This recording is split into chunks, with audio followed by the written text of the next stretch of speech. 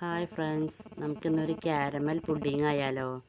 എന്നാൽ നമുക്ക് ക്യാരമൽ പുഡിങ്ങിനായിട്ട് ഒരു പാത്രത്തിലേക്ക് ഒരു 3 ടീസ്പൂണോളം പഞ്ചസാര എടുത്തിട്ടുണ്ട്. പഞ്ചസാര ഒന്ന് മെൽറ്റ് ആവാനായിട്ട്, ക്യാരമൽ ആവാനായിട്ട് നമുക്ക് അടുപ്പിൽ വയ്ക്കാം കേട്ടോ. ക്യാരമലായി വരട്ടെ. അത് മുട്ടയും പാലും ഒക്കെ സെപ്പറേറ്റ് ആയിട്ട് കഴിക്കാത്ത മക്കൾക്ക് ഇങ്ങനെ ഉണ്ടാക്കി കൊടുത്ത് നോക്കൂ കേട്ടോ.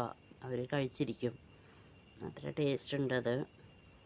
പഞ്ചസാര ക്യാരമലായി വന്നതിന് ശേഷം നമുക്ക് അത് മാറ്റി വയ്ക്കാം. അടുത്തതായിട്ട് ഒരു പാത്രത്തിലേക്ക് ഞാൻ 1 കപ്പ് പാലെടുത്തിട്ടുണ്ട്. അതിലേക്ക് ആവശ്യത്തിന് പഞ്ചസാര ഇട്ട് കൊടുത്ത് തിളപ്പിക്കാൻ വെച്ചിട്ടുണ്ട്. അത് തിളച്ച് കഴിഞ്ഞ് നമുക്കത് മാറ്റി വയ്ക്കാം, തണുക്കാനായിട്ട് മാറ്റി വയ്ക്കാം. ആ സമയം നമുക്ക് 2 കോഴിമുട്ട എടുത്തിട്ടുണ്ട്. ആ മുട്ട ഒരു പാത്രത്തിലേക്ക് പൊട്ടിച്ചൊഴിക്കാം. കിച്ചുമണീസ് വേൾഡ് ആദ്യമായിട്ട് കാണുന്നവരാണെങ്കിൽ സബ്സ്ക്രൈബ് ചെയ്യണം കേട്ടോ. ലൈക്ക്, ഷെയർ, കമൻറ്റ് എല്ലാം ചെയ്യണേ. നമുക്ക് കോഴിമുട്ട പൊട്ടിച്ചൊഴിച്ചതിന് ശേഷം അതിലേക്ക് വാനില എസൻസ് 1 ടീസ്പൂണോളം ചേർത്ത് കൊടുക്കാം. എന്നിട്ട് നന്നായി ഇളക്കി കൊടുക്കാം കേട്ടോ. മുട്ട നന്നായി ഒന്ന് പതഞ്ഞ് വരട്ടെ. അധികം പതയണ്ട, എന്നാലും നന്നായി യോജിപ്പിച്ച് വരണമല്ലോ. വാനില എസൻസ് ചേർത്ത് നന്നായി ഒന്നും കൂടി ഇളക്കി കൊടുക്കുക.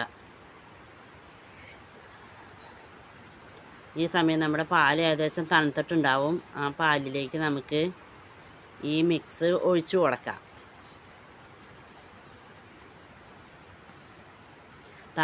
പാൽ തണുത്തതിന് ശേഷം മാത്രമേ ഇത് ഒഴിച്ചു കൊടുക്കാൻ പാടുള്ളൂ കേട്ടോ. മുട്ടയുടെ മിക്സ് നമുക്ക് അതിലേക്ക് ഒഴിച്ചതിന് ശേഷം അതും നന്നായി ഒന്ന് ഇളക്കിയതിന് ശേഷം നമുക്ക് അടുപ്പത്ത് വയ്ക്കാം. അതിന് മുൻപ് നമ്മൾ പഞ്ചസാര ക്യാരമൽ ചെയ്ത് വെച്ചിട്ടുണ്ട്. ആ പാത്രത്തിലേക്ക് ഈ മിക്സ് നമുക്ക് ഒഴിച്ചു കൊടുക്കണം.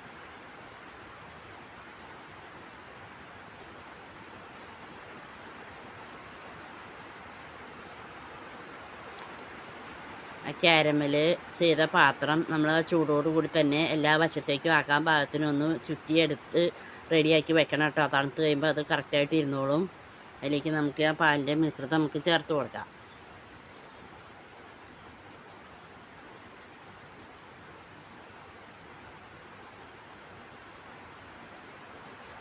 ഒരു ഇഡ്ഡലിച്ചെമ്പ് അടുപ്പത്ത് വെച്ചിട്ടുണ്ട്. അതിലേക്ക് നമുക്ക് ഈ പാത്രത്തിൽ മിക്സ് വെച്ച് കൊടുക്കാം. അതിന് മുകളിൽ ഒരു അടപ്പ് വെക്കണമായിരുന്നു. ഞാനത് ചെയ്യാൻ മറന്നുപോയി. ഒരിക്കലും ആരും അങ്ങനെ ചെയ്യരുത്. ആ മറന്നുപോയതിൻ്റെ വിശേഷം ഇത് കാണുമ്പോൾ മനസ്സിലാവും. അത് പൊട്ടിപ്പോയി. ബാക്കിയെല്ലാം റെഡിയായി, നല്ലതായിരുന്നു. അതങ്ങനെ പൊട്ടിപ്പോയ പോലെയായി. അടപ്പ് വെക്കണം, അത് മറന്നു പോയതുകൊണ്ടാണ്. നല്ല അടിപൊളിയായിട്ട് കിട്ടിയിട്ടുണ്ട്. അത് തണുത്ത് കഴിക്കുമ്പോൾ നല്ല രസമുണ്ടായിരുന്നു. Okay, thank you.